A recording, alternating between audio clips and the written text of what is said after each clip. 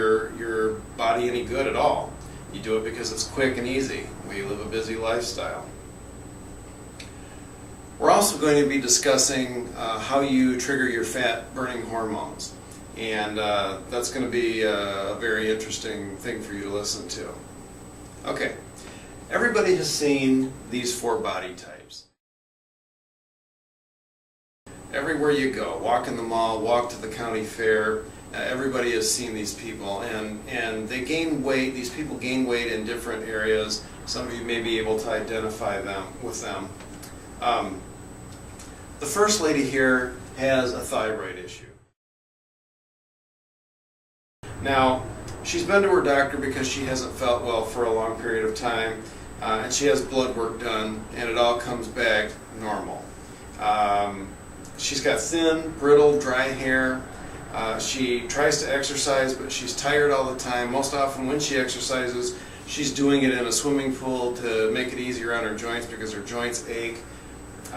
She tells her doctor that she's depressed all of the time, and what does Doc do? Now let's write you a prescription for Zoloft.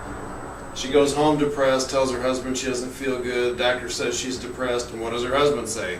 Well, let's go out to eat. So she's kind of fighting a losing battle. When she goes to her doctor, quite often, she's not going to feel good, and the blood test that the doctor does is going to come up negative. So later, she goes back again because she's really not feeling well. He does another blood test, and what happens? Still negative. Later, she's downright sick. She really does not feel well at all. He does another blood test, still negative. It's not until she's very sick, feeling very poorly, that the blood test is going to come back positive. A lot of times these imbalances in your body are enough to make you feel really awful, but they're subclinical. They don't show up on standard blood panels often. And it's not until you start doing something to balance all of your body chemistry out that you start feeling better. This next guy, this is Uncle Bob. Everybody's seen Uncle Bob walking around the county fair. He's basically fairly skinny, but he's got this big pot belly. Wife thinks there's nothing wrong because, if you poke him in the stomach, it's hard as a rock.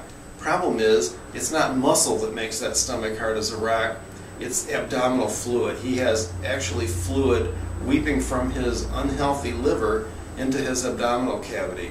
That is a liver imbalance that this man has. If you've ever seen any of these videos of third world children, they're very skinny, but they've got these big pot bellies. That's malnutrition. That's a liver that's sick and is weeping fluid into the abdominal cavity. It's called ascites. Uncle Bob there thinks there's nothing wrong either because he wears the same pant size that he's always worn since high school. Only problem is it's 3 or 4 inches lower than it used to be, right? Okay, this lady has an adrenal imbalance. Now, your adrenals help you to regulate your blood sugar, and they help you maintain your energy throughout the day, and they also have a lot to do with your sleep patterns as well. And if you're somebody who wakes up during the night a couple of times, it could be that you have an adrenal imbalance. Your adrenals sit on top of your kidneys, so you have 2 of them. Now, in the animal kingdom, let's say you're a zebra, and you sense danger. You need to run away from danger. Your adrenal production kicks up, and they produce the hormones that allow you to have a fight or flight reaction. That means, turn and fight or take off and run to escape danger. So the zebra takes off running, and he's running really fast. He gets out of danger, he senses the lion or whatever it was is nowhere to be seen. He relaxes, his adrenal function comes back down to normal. Everything is great. When does that happen in the human world? We live very stressful lives. We're constantly under a chronic level of stress, and so our adrenal levels stay kicked up all the time, and that's not healthy. It's just really not healthy. If your adrenals stay up like that, then you go into a state of adrenal fatigue. Your blood sugar balance will be off. Your body's fat-burning, fat-storing hormones will be out of balance. You produce more insulin than you should because these hormones that the adrenals produce are stress hormones. under certain circumstances, they're good, they're necessary, but in a chronic productive state like that, they cause your adrenals to be very taxed, and they cause your blood sugar to be all out of whack. Your body produces more insulin all the time. Insulin is a fat storing hormone, not a fat burning hormone. You gain weight. It's really a vicious circle. It also causes testosterone levels to go up in your body. And yes, ladies, you do have testosterone too, and it causes you problems. In men, it causes fat deposition in areas where it's not supposed to, and so you'll have enlarged breast tissue. That's one of the higher sought after surgeries, cosmetic surgeries for men these days, is breast reduction. Why? Well, they're gaining weight in areas where they shouldn't.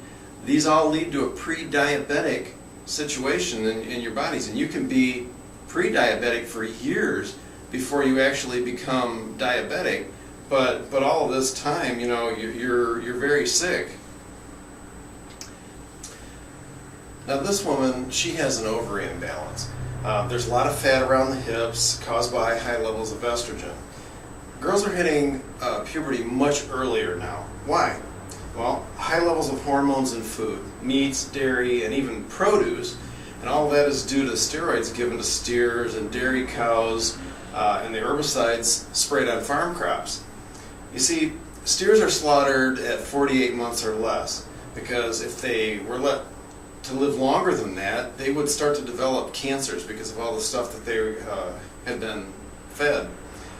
Farmers shoot them up with antibiotics because they can't afford to have them get sick on the lot and die due to the unsanitary conditions these days. I mean, watch the news. They give them steroids so that they grow faster and get bigger because that makes them more money and faster. There's a higher rate of turnover. Speaking of cows, have you heard the commercials lately that if you drink 3 glasses of milk a day, you'll lose weight? Who starts that? It's the dairy industry because they want you to drink their milk. But the milk is very laden with chemicals because of what the dairy cows are fed. So, and Americans consume more dairy than practically any other country in the world, yet we have one of the higher rates of osteoporosis. It's kind of funny, isn't it? Because in countries where they don't drink milk, where they don't eat dairy, osteoporosis rates are pretty low. So it's a good idea to keep the dairy consumption down. We're the only mammals really that continue to nurse after infancy. It's kind of funny when you think about it. So people will ask, well, where am I supposed to get my calcium? Same place the cows get it. Green, leafy vegetables. Eat some spinach sometimes, full of calcium. Broccoli, full of calcium. What about fish? What's the best kind of fish to eat? Farm-raised or wild-caught?